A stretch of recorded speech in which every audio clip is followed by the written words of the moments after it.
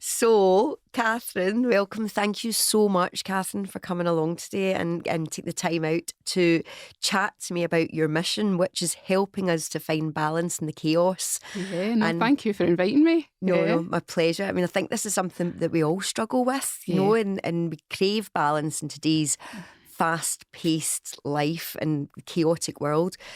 So I'm hoping today you're going to give us lots of tips on how to find balance. I'll do my best. I'm constantly searching myself. So where's the first place did you start in your life to try and find balance? Well, I think for me, the search for balance kind of came on the back of a burnout, which I think it does for most people. I think that you usually hit a kind of crisis point, don't you? And then you think, right, something's going to have to change. So I kind of hit my burnout in my teaching career and decided I needed to shift something. Right. And I don't know why, but the first thing I've kind of always done if I've hit a crisis point is go back to the essentials of self-care. So I think about diet, exercise, sleep. Am I doing the right things in all of these areas? And that was when I really started thinking about plant-based nutrition and the role that had in giving us that physical balance, if you like. Absolutely, yeah. So it was work, basically, your lack of work-life balance that got you to that point, that burnout point. I think so, and I think that's the same for a lot of people. I think we're trying to be all things to all people, and very often lose ourselves in the middle of that. Yeah. So because you don't have time, do you? You're caught up and you're doing this job, whether you love it or loathe it, that will ultimately take over your life. You spend more time at work than you do with your family. Absolutely. And it's a hard lesson to learn. I think when you do hit that point of this is no longer sustainable, you have to face some home truths about how you're going to rebalance your life and what your priorities are going to be around that. But it would be nice if we could get to that realisation before we hit the burnout stage. I know. But you say food. So food's your big passion, your main passion. Absolutely. And plant-based food in particular. Yeah. So how did that help you then achieve work-life balance? Was it a hobby or did it become a new way of life? Food had always been a massive hobby for me. I'm a feeder. I like to feed people and nurture people. And it goes back to what makes you feel good. And for me, you know, presenting a plate of food to somebody else just makes me feel good. Yeah. So I'd always been kind of fascinated in the whole food and nutrition aspect of life. And when I stopped and I thought, right, I really need to sort myself out, get myself and my energies back on track, the first thing I did was look at my nutrition. Now, I wasn't plant-based or vegan at the time, and I'm not now. Okay. And I'm always very careful to kind of differentiate plant-based from vegan. Because vegan is the total elimination of all animal products and byproducts. Plant-based is the elimination of most, but you allow occasional or a limited number of them into your diet. And that's where I would place myself right now. But I started looking at the nutritional benefits of incorporating more plants in your life. Because we all need more plants in our life, don't we? Absolutely. I totally agree. I can relate to this as well because I've been through this. I think once you start looking at it, you kind of think, why did I not do this? Sooner. Why did I not do it sooner? But it comes back to you've probably not had time to focus on it sooner.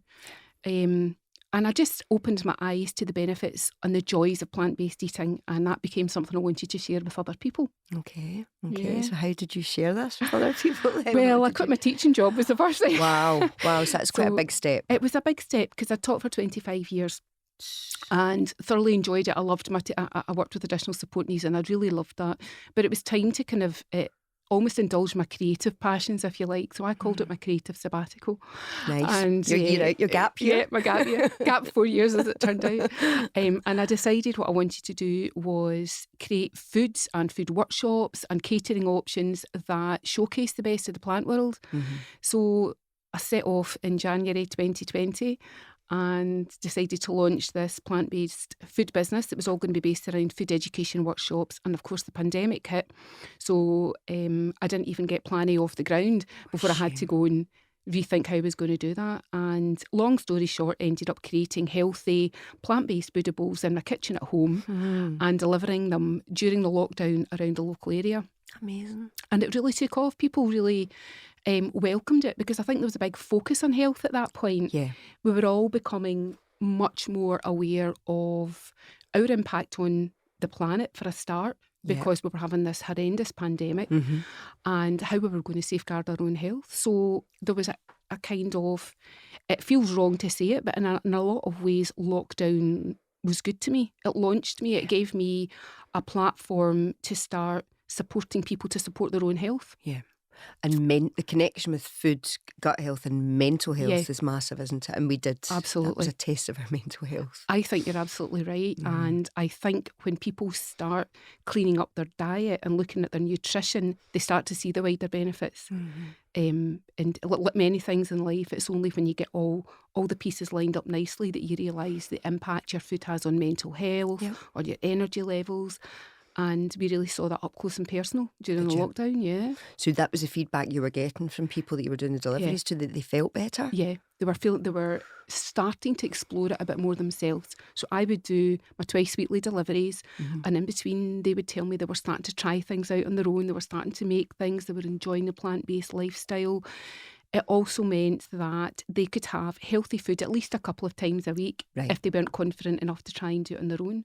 So that was quite interesting, just listening to that feedback and that willingness to explore it themselves. And that is, I think that's quite the intimidating bit as well about going plant-based. A lot of us don't know where to start. I think somebody said to me, you have to get 30 plants in your diet a week. And I was like, what? But then when you find out what counts as a plant, whether it's spices, nuts, seeds, when you start, it all starts to add up, doesn't it? Exactly. And it can be overwhelming at the start because there's so much advice out there and often the advice is conflicting. Yeah.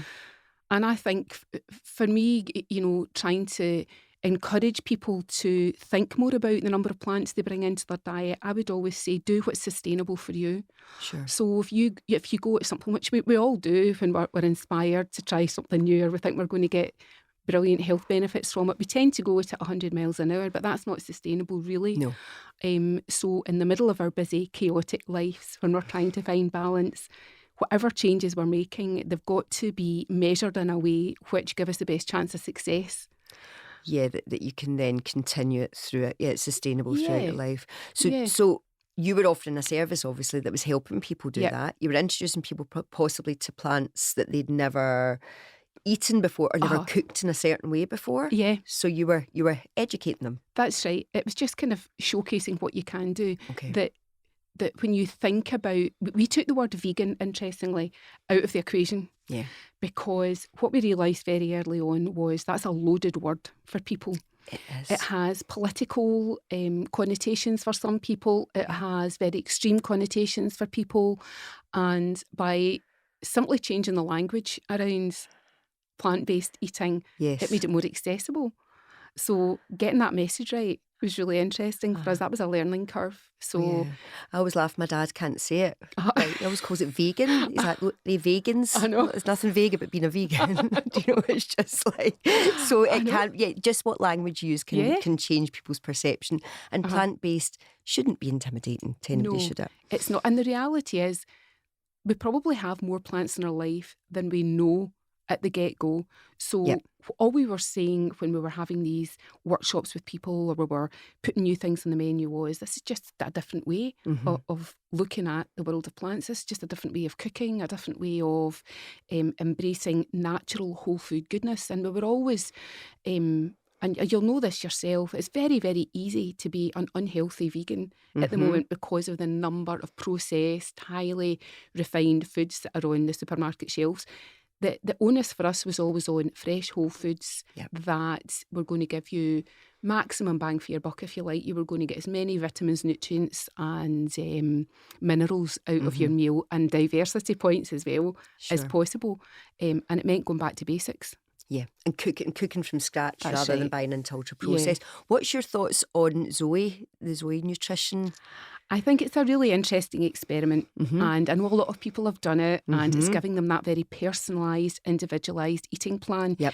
The thing that I don't so much like about it is the high cost point on it, which means it's not accessible to everybody. Yeah. It's still something which not enough people can probably do, but I think it does highlight the fact that different foods react differently in individuals, and that, like anything in life, finding our sweet spot, if you like, on our diets is about experimentation. It's about trying what makes us feel good, what makes us feel bad. I mean, we know that ourselves. We just have to be interested enough. I always think we're like our own live experiments, don't you? Absolutely, yeah. And they talk about, like Zoe, when they talk about the microbiome, they talk about that being your internal pharmacy. That's right. I did it. It was my 50th birthday present to myself. I gifted myself that. And you're right, it's expensive, but I saw it as an investment in my health, which I needed at the time. And it certainly opened my eyes to a lot wider range of different foods and plant-based foods in particular. So how soon, if you started on a plant-based diet, if somebody started on a plant-based diet, for example, next week, how long do you think before they would see the benefits of it? I think depending on whether or not you get your combinations right of carbs, fats, proteins and all the rest of it, you should start to feel the impact within 1 to 2 weeks. You should start to feel more energised. The brain fog might lift. What I'm always quick to point out, though, is it doesn't work the same for everybody. It's a bit like you're saying with the Zoe experiment. It just doesn't work the same for everybody. So I started out, when I went down this road, going straight for the 100% vegan. And I maybe did it for about 6 weeks. Didn't work for me. No. Excuse me. It didn't work for me at all. I didn't feel great. During that, I was probably not getting the right amount of protein. And I was probably eating more carbs than I would normally do. And the sweet spot for me is to reduce the carbs and slightly elevate the proteins in my diet. So that then meant that I had to experiment a bit more. So by all means, I think going at it with a moderate approach is what's going to give you that sustainable success. The all or nothing approach seldom gives you that long-term win. I don't think. No, I mean, I think my first, if somebody was asking me a swap or something that they could do, because it's difficult to know where to start as well, isn't it? But like the carbs and the protein thing, I swapped my pasta for beans. And then found all of a sudden I've got way more energy. I now know where the expression full of beans must come from, because of way more energy than I've ever had just by adding one food source into my diet. I think that's right. And it's small changes make sustainable long-term impact, I think. And what I always go back to is, as most people do, the Mediterranean diet. I think they've absolutely nailed it. They've got that lovely balance of a predominantly plant-based diet, but they really carefully select the proteins, whether it's those oily fishes or occasional lean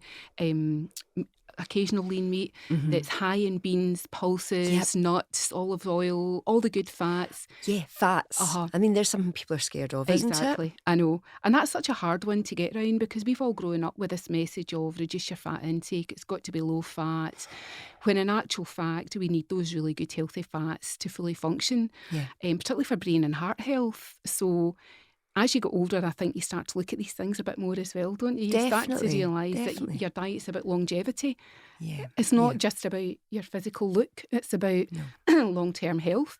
And I think it's just the word that people relate it to. Fats make you fat. But it doesn't, it helps you absorb vitamins. It's so good for your skin. Many reasons that you should have it in your diet. So in terms of work-life balance, then looking at nutrition, another area that I think I really struggle with in my life for balance is social life. So we know that human connection is really good for our mental health in particular, and spending time with friends and family makes us feel good.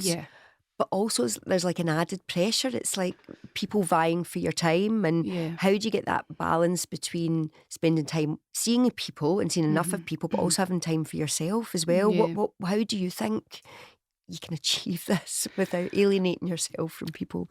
I think kind of one of the things I've learned just from the number of people I've spoken to, particularly during the bakery years, is that you can have it all throughout your life, just not all at the same moments in your life. So there's seasons. Do you not think there's seasons in your life? There's seasons when you focus on different things. And I guess so. And there's a time in your life when you maybe focus on your work and achieving more and doing more and getting that promotion.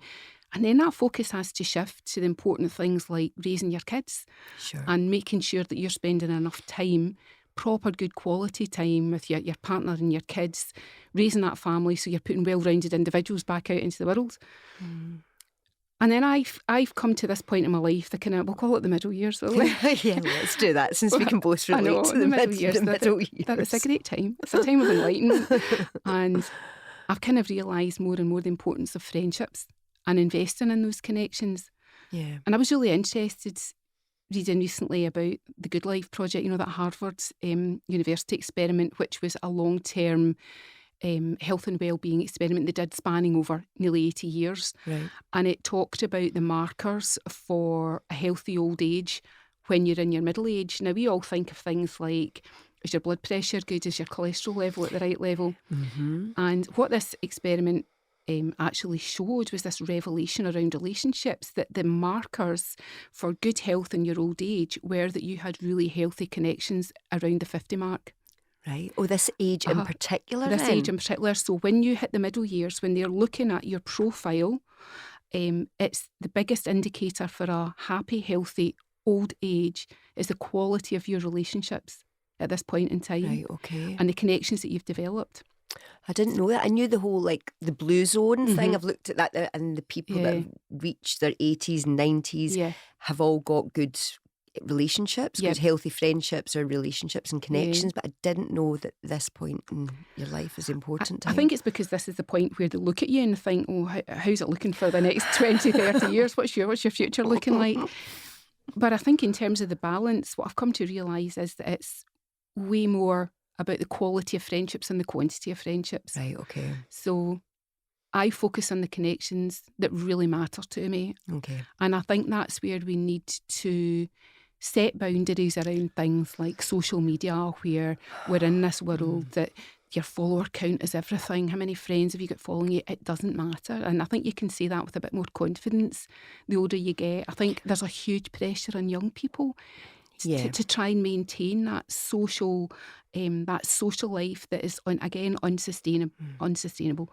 And the older you get, the more you realise you kind of cut through all the bullshit, don't you? And then you realise that's not what's important. No. What's important is maybe the 2, 3, 4 really good friends I've seen you through the last 3 decades, 4 decades of your life that you really want to hold on to connections with. Your family, your kids, those people. And that's where I choose to put my energy now. Yes. I mean, I think probably something that has come with age for me that I'm finding easier, something I've never been good at saying was no to people, especially for a night out, or, always felt obliged to go, even if I wasn't in the right mood for it, or sometimes even at the risk of double booking things. But I am finding that easier. But you find sometimes it's like you are pegging people, you're putting them in a position of who's most important, which never seems it seems a bit cutthroat, but time's precious. Well, it is precious, and I think it's a form of self-care. I think setting boundaries is a form of self-care. Otherwise, you give so much of yourself to so many people that you're spread too thin, and you can't give the best of yourself to you personally and to the people around you that really need you. That's true. So I feel okay about that now. That guilt's kind of gone for me. I think I've also become a little bit stricter with myself about the people I keep in my life. Yes. I think there are people who drain your energy levels. Drains and radiators. Yes, that's right. Okay. And there can be toxic friendships, which in your younger years, you don't maybe have the confidence to either confront or put to one side. But as you get older again, it's back to, there's a benefit to being this age, isn't there? There's just lessons learned. And you think, I don't want that in my life anymore. I don't want that drama, that fuss. I want positivity around me. I want to be that positive person for others. And I can only do that if I'm surrounding myself with the right people as well. I know. It's this whole thing, though, isn't it, between what's classed as selfish and self-care. That's right. And I think that is a fine balance to get right, because I think one of the reasons people burn out is because they're trying very hard not to be selfish. They're trying very hard to be all things to all people. It's just not possible. Not to a meaningful, authentic kind of way. Not in any way like that. And I think there are times when it's actually okay to be selfish. Yeah, I agree. It's okay to do that if as long as you're not hurting people. Do you know what I mean? I think that's the line, isn't it? You're not hurting people. You're taking care of the people you love. Yes, and you're being careful with your time, or you're allocating your time That's right. wisely. I mean, you touched on it there as well, the technology side of things. That's huge. Well, again, if you have a business like I have and you have, where you rely on online followers, that there's a balance there, isn't there? How much time to spend on social media and technology, how much it can interfere with your life, how much it removes you from being in the moment, because that's another challenge. We've all got to live in the moment, yet we're supposed to be online and keep up to date and keep connected. What's your thoughts on that? Do you know, sometimes I want to conduct a huge social experiment where we all put our phones down across the globe for 24 hours to see what would happen. Wow. I call it the necessary evil. It is. I agree. And you're right, when you've got a business, you can't shy away from it. You've got to engage in those platforms. But I find it a huge drain on my energy. I think that we're all playing the social media game. The rules change, the goalposts change. How many times should you post? When should you post? What's your follower count? Nope, that's not working. They've changed it again. Let's go back. And actually, we're just all on the hamster wheel. We are. Does it ever make you angry? Very, very angry. Thank goodness it's not just me. No, I sometimes think I want to stay. I'm not playing anymore. That's exactly me. It's like I'm taking the half, stamping my feet. I don't want to play anymore. I want to step right back and just go back to conversations or pen and paper sometimes without sounding like a Luddite. I want to, engage. But it's a necessary evil, as you say. It is, isn't it? And I really saw the damage of social media as a teacher on young people who were so addicted to the technological world and to those fast reward mechanisms that they were engaging with, that constant brain stimulus, that what you really saw in the classroom was that translated to an inability to learn in any deep way if there wasn't immediate reward. So our expectations as teachers that kids would come into the class, sit down, engage in a lesson for up to an hour, I mean, that's false now. That can't happen in a world where young people have a reward system in their brain that is totally different from you and I. So an hour of their time would be too much to ask. You have to chunk those activities now into much shorter, meaningful, achievable steps. I think young people really struggle with traditional ways. Some classrooms and forward-thinking schools are moving with the times and embracing technology for learning. But as on a human level, I would look at the impact of technology on young minds and think, how are we going to pull that back? How are we going to reverse that and the damage that's being done? And we know about the toxic damage that's done through social media for teenagers particularly. It's a difficult world for them to navigate and for us as adults to support them to navigate.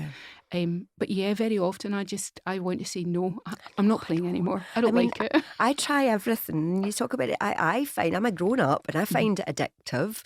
You know, I've tried all sorts of tricks that, so my phone's on silent all the time, but it means that I tend to check it more often. Yeah. So if the ringer's on, that disturbs me too much. If it's on silent, I keep checking it in case I miss something, which I usually haven't. Then you can hide certain apps so you don't see them all the time. But again, then I check. I know. I put the phone in another room, but it's a constant battle to not be checking to see what you may or may not be missing out on. And that's such an alarm bell almost though, isn't it? Because I find even if I sit down to watch a film at night and I'm watching telly at night, I can't just enjoy the telly, but I have to be looking at my phone every 5 minutes. You're multitasking. And then I'm picking it up again and picking it up again, and it becomes an addictive, quite a toxic trait. Yep.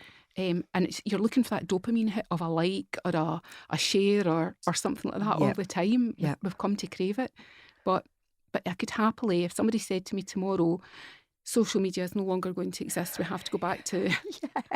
I would feel the release of that, I think, because I think we all do at times need a digital detox. Yeah, no, I agree. I have to be very careful at night time or in the evenings. You talk there about like being on the TV. I do that, TV and phone. Yeah. So then I try and watch subtitled stuff, so I have to focus on it. Yeah. But I find like that last hour before I go to my bed, if I've been too active on social media, I cannot get the brain relaxed to sleep. Right. Exactly right. And sleep's something that we need, especially in the middle years. I'm glad you raised that. It's such a big part of balance, the sleep, isn't it? Yeah. And I do think, particularly women, we hit a certain age where I always could pride myself on my ability to sleep for Scotland. It's a family trait. We could all nap for Scotland as well. We're great at it. And then I hit 49, 50 and that changed, and no one was more surprised than me, because I thought I was going to sail through that Gosh. kind of side of things. And I really had to look hard at the impact of not getting enough sleep on my overall well-being. Yeah. It's a foundation, isn't it? I think so, yeah. I mean, I need my sleep, and I recognise that. I went through a phase that I was going to my bed. It was ridiculous. My friend's newborn baby was getting less sleep than me. We reckoned I was going to my bed at 8 at night, 9 o'clock at night, and then waking up in the morning like I had not slept a wink. I know. And it's so frustrating because it changes your mood for the whole day ahead, doesn't it? Oh, completely. And I've tried lots of things. I kind of went through a period of about 8 months where I hardly slept at all, and I very quickly realised I could get to sleep, no problem. Right. I would wake up sometimes 1 or 2 hours in, and I realised I hadn't even made it into the next day. Wow. It was still on the near side of midnight. And I very quickly realised that you have to take the stress out and not sleeping, because it just keeps the whole cycle going if you get stressed about it. So I would just open the Kindle immediately and read a book. Okay. Or get up and get a cup of tea or do something rather than lie and worry. Yes, because I had one of those apps that told you how many hours sleep you were getting or not getting, and you're right, that's more stressful. It's not helpful. It's not I know. helpful and at then you all. realise, even if you've done a 7-hour shift, that you've actually only had 1 hour of deep sleep Quality in the middle. sleep. So then you start worrying about, you might have slept, but it's not quality. You know. So how much pressure do we want to put on ourselves? What do you think is the optimum amount of sleep you need? Or do you think we all differ? I think we all differ, but they say anywhere between 6 and 8 hours is kind of optimum. I take the view now that even if I wake in the middle of that, my body's resting. Yes. Which is good. What has hugely shifted the pattern into a healthier sleep pattern for me is taking a magnesium supplement. I do the same. So which one? Because I find that confusing how many different types of magnesium supplements there are. I take a Hollands and Barrett one. I don't know if I meant to mention brand names here. And they only had one when I went in. It was one kind of strength. Okay. And I take that along with vitamin D as well, and that seems to have had an impact. Yep. Take it at night time. It took probably about 4 or 5 weeks for that to build up in my system enough to have a notable impact on my sleep. But it's definitely broken the cycle for me. Okay. Yeah. And in terms of, so something I do, I do the magnesium, same as you. Vitamin D I can't live without, because we live in Scotland. We don't get enough of the sunlight. We don't get enough vitamin D. I've found my new thing the last year has been walking. So getting up and getting morning light. Yep. And where possible, if I can get the evening light as well, to try and get that circadian rhythm going. Yeah. Do you think in terms of exercise and movement, that's enough to be just doing the walking? Or do you think we need more than that? Or personally, I think exercise is something we could all, unless you're really, really into your fitness, I think exercise is something we could all look a bit more at. Okay. Now, I think nothing beats a walk in the fresh air, a fast-paced walk in the fresh air, because you're ticking so many boxes at the same time. You have got that mental health benefit of being out and about in nature and getting fresh air. You've got the fitness benefit. When I closed the food business last year, I had joked that I got all my fitness in the kitchen. Right. But I called it my kitchen fitness because I was on my feet all day, running about, lifting heavy things, moving, bending, stretching, all the rest of it. Yeah. And I thought, God, when I stop the bakery, I'm going to have to do something to compensate for this. So I set myself the 5K challenge. Gosh, having never run in my life, having always believed I was a non-runner, having always been very much into walking and believing that had, all the health benefits I needed. But the running thing just opened up a whole new ballgame for me. Okay. Because the high you get, the runner's high, is incredible. The achievement of doing something that you didn't think you could do was incredible. The very quick, notable difference in lung capacity was a real boost to motivation, because what I realised was I'm really changing my physical ability. Yeah. And at the age of 50, I was really shifting things up a gear, and that felt great. So I kind of think, even if we're doing something we really enjoy, which we think, I've covered the fitness thing because I'm doing that, there's always things we can learn about ourselves. Yeah. We can always push ourselves to achieve something more, or to start doing more weights, higher weights, more reps, whatever it is. You're right there as well, that sense of achievement. Yeah. Because I can remember in my 40s trying to get into clothes, for example, that I would say, I'll never get into them again. They fitted me in my 20s and 30s, but I can forget about that now. And going to fitness classes and feeling, I can't do that. I'm a bit older now. My joints are sore. And then all of a sudden that will change on the lead up to my 50th birthday. Right. And I think somebody at some point had made me watch Hustlers with J-Lo.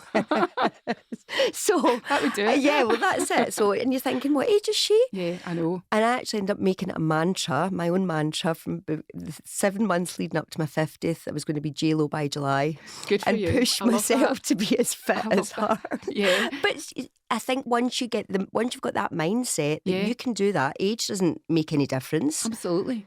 You can be stronger than you've ever been. Yeah. 50 and beyond, yeah, you know? Absolutely. We've got this tendency to think, God, at 50 you've got more years behind you than you've got in front of you, but that doesn't mean the ones in front of you don't matter. Yeah. You know, and again, I would say it's all about, I think about what I'm doing now as playing the long game.